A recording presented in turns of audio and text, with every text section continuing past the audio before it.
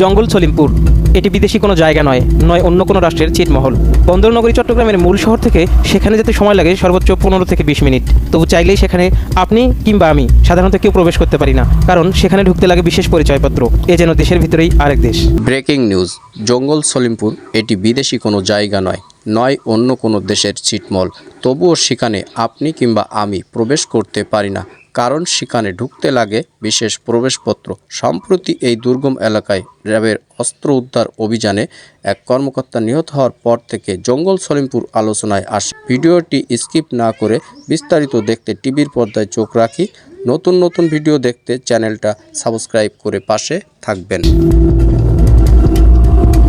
চট্টগ্রামের সীতাকুণ্ড উপজেলার একটি ইউনিয়ন জঙ্গল সলিমপুর। নগরের বায়েজিদ বোস্তামি এলাকা থেকে প্রায় 2 কিলোমিটার পশ্চিমে 3100 একর জায়গা জুড়ে এর অবস্থান। সম্প্রতি এই দুর্গম এলাকায় অস্ত্র উদ্ধার অভিযান গিয়ে এক র্যাব কর্মকর্তার মর্মান্তিক মৃত্যুর পর জঙ্গল সলিমপুর নতুন করে দেশ জুড়ে আলোচনায় আসে। এই ঘটনায় প্রমাণ করে এলাকাটা কত ভয়ঙ্কর ও দুর্ভেদ্য। মূল শহরের এতটা কাছে হওয়া সত্ত্বেও জায়গাটি কিভাবে সন্ত্রাসীদের এমন নিরাপদ অভয়ারণ্য হয়ে উঠল, আর কেনই বা এখানে অভিযান পরিচালনা করা এত কঠিন। পাহাড় কেটে গড়ে তোলা এই জনপদে প্রায় 20 থেকে 25 হাজার বাড়ি রয়েছে। সেখানে অন্তত 1 থেকে 1.5 লাখ মানুষের বসবাস, যাদের বেশিরভাগই দেশের বিভিন্ন প্রান্ত থেকে এসে এখানে জড়ো হয়েছেন। ছিন্নমূল এসব মানুষ বাইরের চেয়ে অনেক কম খরচে এখানে থাকতে পারেন। তাই সিএনজি চালক, ভ্যান চালক কিংবা ট্রাক চালক সহ নিম্ন আয়ের পেশাজীবীদের কাছে স্থানটি বেশ জনপ্রিয়। তবে অবাক করা বিষয় হলো, সাধারণ মানুষের আড়ালে জায়গাটি সবচেয়ে বেশি পছন্দ অপরাধীদের কাছে। পুলিশ, জেলা প্রশাসন, র্যাব এবং স্থানীয় সাংবাদিক ও বাসিন্দাদের সাথে কথা বলে এমন ভয়ঙ্কর তথ্যই উঠে এসেছে। জঙ্গল সলিমপুরের ভৌগোলিক অবস্থানই এর সবচেয়ে বড় সুরক্ষা ঢাল। দুই পাশে উঁচু পাহাড় আর মাঝখান দিয়ে চলে গেছে একটি সরু রাস্তা। এখানকার বাসিন্দাদের এলাকার প্রবেশের জন্য রয়েছে আলাদা পরিচয়পত্র। এটি ছাড়া কোনো বহিরাগত সেখানে ঢুকতে পারে না। আর পুরো এলাকার পাহারায় ঢাল হয়ে দাঁড়িয়ে থাকে সশস্ত্র সন্ত্রাসীরা। এলাকাটি বর্ণনা করতে গিয়ে স্থানীয় সাংবাদিক বলেন, এটি বাংলাদেশের অংশ হলেও আচরণে যেন পুরোপুরি একটি স্বায়ত্তশাসিত অঞ্চল। জঙ্গল সলিমপুর ছাড়াও এখানকার আরও 2টি নাম বেশ পরিচিত, আলীনগর ও নবীনগর। আলীনগর থেকে জঙ্গল সলিমপুরের দূরত্ব মাত্র 3 কিলোমিটার। স্থানীয়দের মতে সলিমপুরের কাছাকাছি যাওয়া গেলেও আলীনগর ও নবীনগরে প্রবেশ করা এখনও দুঃসাধ্য ব্যাপার। সেখানে যাতায়াতের একমাত্র বাহন সিএনজি অটোরিকশা, যেগুলোর সামনের গ্লাসে লাগানো থাকে বিশেষ স্টিকার। নির্দিষ্ট স্টিকার ছাড়া কোনো যানবাহন সেখানে প্রবেশ করতে পারে না।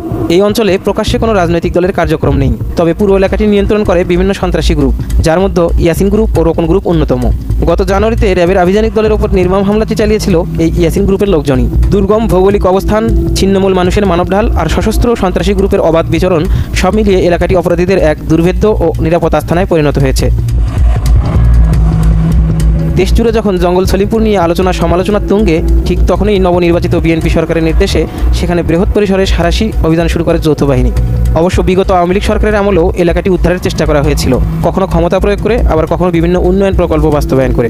কিন্তু অপরাধীদের সশস্ত্র হামলা আর সাধারণ মানুষের মানবঢালের মুখে তখন কোনো কৌশলই কাজে আসেনি।